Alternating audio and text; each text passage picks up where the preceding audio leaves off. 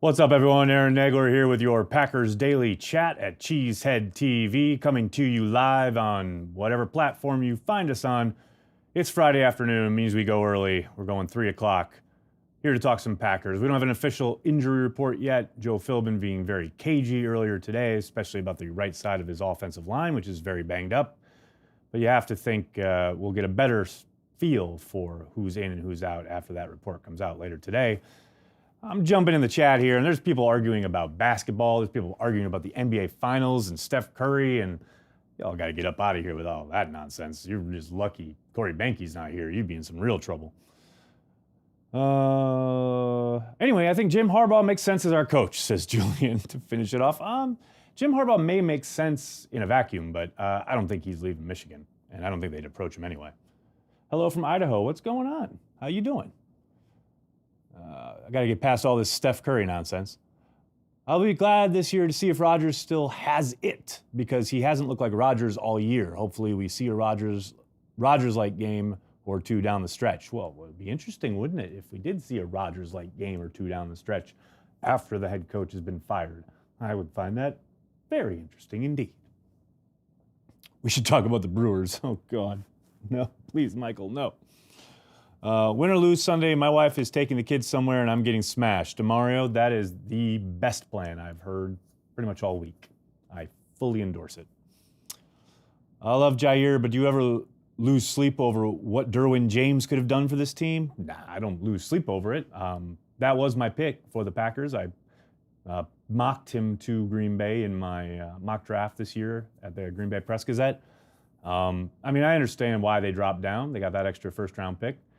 As I've said many, many times here on the chat and on Packer Transplants, it's clear that Gutekunst is priming this next offseason for the real overhaul. He was obviously dealing with a lot of what Ted left him in his first year, but now this next offseason sets up as a real humdinger, highlighted by those 2 first-round picks that he has because of the move he made to drop down, not draft Derwin James, and pick up an extra first and get Jaire Alexander. So you got to let it play out, but don't get it twisted. I love Derwin James. I love what he's doing in the NFL. It would have been a great pick for Green Bay, but you can't be upset until you see how Gutekunst's plan and or actions carry on through these next 2 or 3 seasons. Smash Brothers Ultimate today. Corey, don't say it out loud like I just did, because then my daughters will want to download it. I'm saving it for Christmas. If Philbin wins out and the Packers make the playoffs, does he keep the job? Chad, I doubt it. If they win out, eke into the playoffs, go on a run and win the Super Bowl, then maybe. And that's still only a maybe. It's going to take a lot. Can Mike Pettin be a good head coach for this team? I think so, Gil. It sure sounds like anything's possible at this point. Maybe Murphy interviews him as a serious candidate, and maybe he has some second thoughts about his ideas of not becoming a head coach again. I think he would make a fine head coach, but there's a lot to play out yet this next month or so. Do you think that the shoulder injury that Rodgers had last year has impacted his throwing ability? It's a really good question, and it's hard to really give any kind of an informed answer without having access to the medical information that the Packers are privy to. It's hard not to draw a line from that game against Carolina last year when he came back earlier than any quarterback has come back from a injury to his throwing arm / shoulder in the history of the league. And watch that game and see how he was off in his accuracy and how he underthrew 3 balls in particular that were all intercepted that any normal-looking Aaron Rodgers completes for touchdowns. Fast forward to the 2018 season, and we've kind of seen a continuation of that version of Rodgers. Now, I know a lot of people want to point to the knee injury from week 1, and I think there is some validity there, and I think you can see that on film. His refusal to step into things seems to be favoring that left leg, falling away in a lot of his throws, etc. But you do have to wonder if it's some kind of combination and or a direct result from the shoulder injury and the resulting kind of fallout from it. Now, maybe it's like some other injuries that we see throughout the years with NFL players, particularly the ACL injuries. A lot of times guys will come back that first year, they're not fully all the way back. And then a year later, that's when they truly seem to get back on track, so to speak. Maybe that's the case with Rodgers. Maybe this first year back still rough, and then next year he comes back and he's regained full strength and he's flinging it and slinging it like his old self. Now, again, a lot has to play out. There's a lot of information there that we're not privy to when it comes to the medical, but I'd be lying if I didn't say the thought hasn't crossed my mind, especially seeing as he's continued to underthrow guys, especially Devontae Adams, time and time again. Aaron Jones has something to prove these last 4 games. Hasn't been great on the ground since Miami. Well, Dan, I think he hasn't been given much of an opportunity, and the blocking in front of him hasn't been particularly wonderful either. He hasn't been productive, but I think give him some more carries, and I think he would be. But I do agree that every guy on this team is playing for something these last 4 games. They are, as Aaron Rodgers said at his locker on Wednesday, everybody knows they're under the microscope much more than they have been here in this last month of the season. I just don't think he can be the guy to carry this team anymore, Cody says, speaking of Rodgers. He needs help from a new offensive scheme standpoint and another weapon outside. Cody, I couldn't agree more. I've been saying all year, he is playing the game as though he were still that dude. And by that dude, I mean the guy we saw lay waste to the league for so many years almost single-handedly. Now, obviously, he's had help and he's had weapons, but he has played at an insane level for a very long time. It has become increasingly clear in 2018 that he is no longer that quarterback. And I very much agree with you, Cody. He needs some help. He needs not only an adjustment into how he plays the game, but the system he is asked to run and the people around him helping him run it. Now, obviously, they've gone a long way with the removal of Dom Capers as the defensive coordinator and the removal of Ted Thompson as the general manager, and now the removal of Mike McCarthy as the head coach. You look through that kind of train and you see obviously a big franchise in transition, so to speak, and it all centers around Aaron Rodgers, especially after they gave him such a monster contract, clearly making him the face of the franchise for the foreseeable future. Now it is on Gutekunst and Murphy to supply a head coach who can take advantage and make the necessary changes, and we will be watching bated breath, no doubt. Do you think Philbin will call a trick play? Good question, Julia. I do wonder how much he's going to, quote, let it all hang out, so to speak. I mean, you often see that with interim coaches when they know they don't really have a major shot at the job and they know, it's pretty much win at all costs. I don't think that he's going to go crazy, but I wouldn't be surprised if you saw a trick or two. Spice things up, keep things interesting for his team, and help win the ball game. First 2 picks next year, what positions do you target? Tim, I talked about this a little bit earlier this week. I don't think, especially now, it's so early. But in general, I don't think you want to get into the game where you have to pick this position or that position. I know it's a cliche, but you want to pick 2 of the best football players available. Really good way to set your team back, and I think the Packers have been a good example of this in recent years with their complete focus on the defensive side of the ball. It's great. Yes, you need help on defense, but by picking the Dayton Joneses of the world, you're bypassing talent that maybe would have helped you on offense. It's so hard this far out. Once we get closer, once we get into Senior Bowl, the Combine, et cetera, we'll have a better idea of maybe how things are shaping up as far as who's available, who might be available when the Packers pick, what the Packers' actual draft position is. So while I understand the interest and I understand wanting to get ahead of it, so to speak, there's a lot to play out before we start talking draft, at least here at GSED TV. Limited practice to get the chemistry. Katie, that's true, but that's the NFL. I mean, that's the job. Every team is working under the same practice restrictions, and they've got to make do and they've got to make it work. And that's part of the reason why I don't think Philbin didn't change a whole lot. Now, they're still not practicing on Friday. They didn't practice today. They will practice tomorrow. I think given his druthers, I think Philbin would probably have changed to a quote-unquote normal practice schedule, at least normal around most of the NFL, where they practice on Friday and then have their break on Saturday. But Philbin kept the schedule because, as you're saying, they don't have a lot of time. So I think he's trying to keep things as routine as possible for his team while maybe shaking things up a little bit, play calling wise, design, use of personnel, things of that nature. When do you think Gutekunst looks for Rodgers' successor, 2 or 3 years down the line or sooner? Eric? I think a lot of that will depend on who's available at the position, how many quarterbacks come out. Obviously, we're coming off of a draft where we saw 5 quarterbacks taken in the first round, I think for the first time ever. I can't remember off the top of my head, but if it's happened before, it was a long time ago.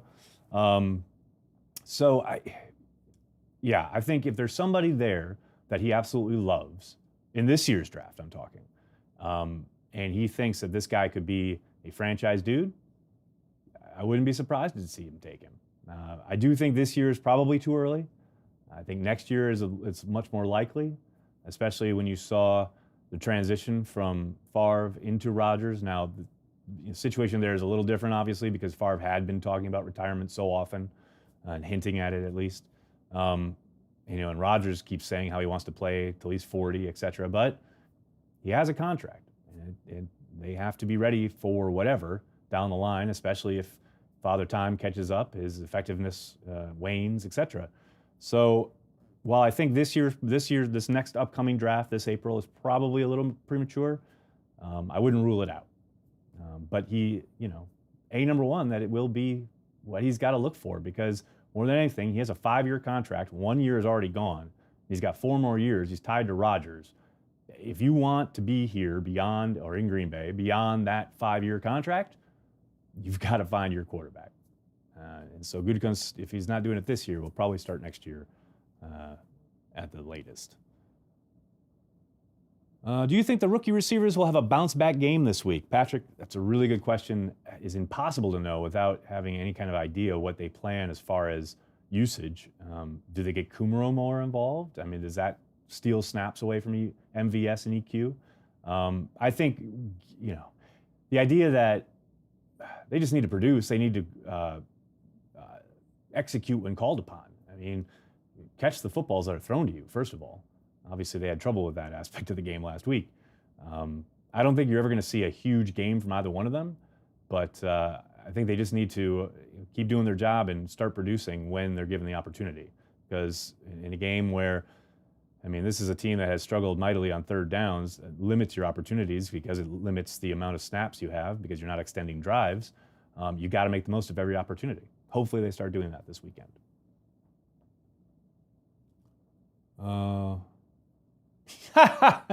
What did you do wrong in yesterday's Madden game that resulted in a loss? Well, Ernesto, I'll tell you what. I went back and I watched the tape, and it's clear I didn't commit to Aaron Jones enough. I didn't take the underneath routes. But as someone in the comments mentioned after the game, watching Aaron pass up all those wide open underneath looks sure made it feel realistic. I'm just trying to keep it real for you, folks. Devontae Adams' early career struggles and injuries give me hope for Kevin King's future. Devontae Adams is a great cautionary tale for any fan that wants to write off a player early in his career, regardless of reason. The difference, obviously, there is that Devontae did have a little bit of an injury with the ankle his second year, and that affected his production, et cetera. But you also saw concentration lapses, you saw drops, et cetera. With Kevin King, I think you've seen, if not extremely high-level play, you've seen solid play from him when he's on the field. It's just he's not on the field enough. He's got to stay on the field. He's got to be available. These first 2 years are very frustrating. But as you mentioned, you cannot write him off. Absolutely not. I have got people in my mentions and in my email almost every day saying they need to cut him or trade him, and I think that is ridiculous. He's only 2 years in. Take a breath. Let his contract play out. The early returns are frustrating, but the talent is there, the promise is there. You just got to get him on the field. Let's see what's going on over on Twitter, shall we? Let's see what people are saying on the old tweets. Starting with Justin, who says, heard an interesting name on Sirius NFL Radio yesterday that should be considered for the Packers' next coach, Ken Whisenhunt. Any thoughts? Justin, I think Whisenhunt's an interesting prospect, especially since, obviously, offensive mind, who's called the game at a high level, did really good work with Kurt Warner back in the day. It's interesting. He did just take his name out of consideration for a college job, but that obviously doesn't mean he wouldn't be interested if the Packers came calling. It's hard to say, given that we have such a wide open palette when it comes to where Mark Murphy may go with this search. We don't really have much of a track record to go by, at least in the NFL. So I guess anybody is possible at this point. I wouldn't be adverse to it, but we'll see. Hypothetically here, if Pettine was interested in being a head coach again, do you think he'd be a good candidate? Well, Hollywood, I did touch on that a little bit earlier, but yes, I think he would. I think he got a real raw deal in Cleveland. I think he did about as good a job there as anyone could do, given the circumstances. I think he's an excellent football coach in general. I think he fits really well in Green Bay. I love his manner, and I think he is a true leader of men. I think players respond to him. I don't know if Mark Murphy will ask him, but I'd definitely be down for it, no question. With Green Bay having 2 picks in the first round this year, I feel like Gutekunst can maybe turn the tide by drafting a weapon of Rodgers for Rodgers, unless there is just too good of a defender to pass on. We for so long go defense early, maybe it's time to change it up. Matthew, I agree, and that's what I was kind of talking about before. I don't think you want to box yourself in. I see so many people saying we got to take the best edge rusher and a safety, or we got to take some kind of offensive line. We got to take an offensive tackle and a edge rusher. And they narrow it down to these 2 areas, like where guys are going to fall, who's going to be available, who's even on the team as far as who they re-sign and bring back, etc. Who's cut, what kind of, what is the roster looking like during the draft? There's so many variables. I wouldn't be averse to finding another weapon for Rodgers early in the draft. I think that would be a fine use of that asset, but it's just so far away and there's so many moving parts. It's hard to say with any kind of certainty.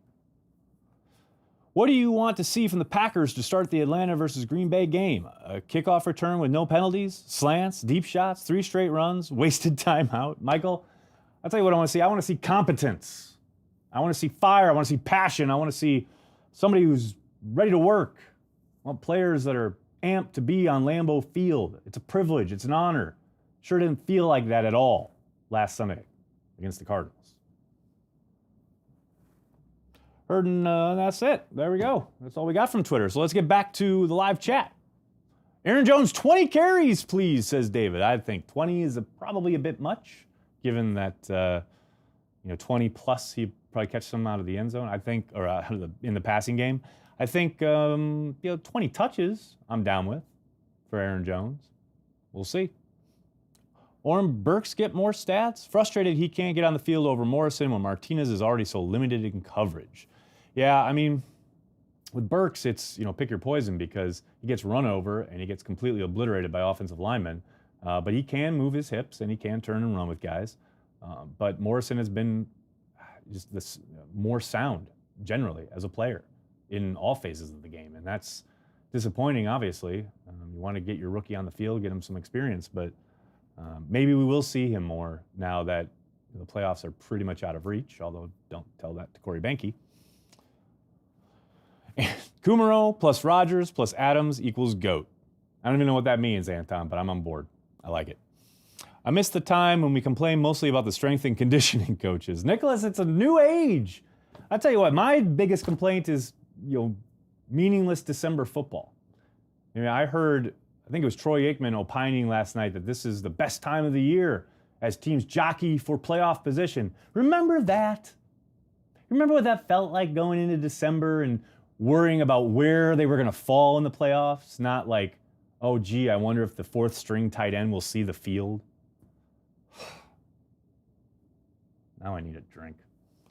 Do you think Mike McCarthy's firing was a wake-up call for this team? Do you think the team will rally around Philbin these last 4 games as a result? Brett, you're going to hate this answer. Probably. I think most people are going to hate this answer. But I don't. I don't see it. I haven't seen any fire. I haven't seen any passion. I haven't seen any inspiration from this team all season long. And I understand you've taken Mike out and you've elevated Joe Philbin. Does Joe Philbin seem like the kind of guy to you who's going to get in there and pump guys up and get them excited to play? And I understand they're all professionals. They're all in charge of getting themselves pumped up, etc. But that's been the case all year. We haven't seen it. More than anything, I think this team needs to execute. So there is the idea that maybe Philbin gets them concentrating on the basics, gets them like a back to basics approach, etc. And that helps in that regard. And maybe they extend a few more drives, execute a little bit better in the red zone, score some more points. That feeds into, okay, we're being effective here. Maybe that gets them going. Who knows? But man, the idea that,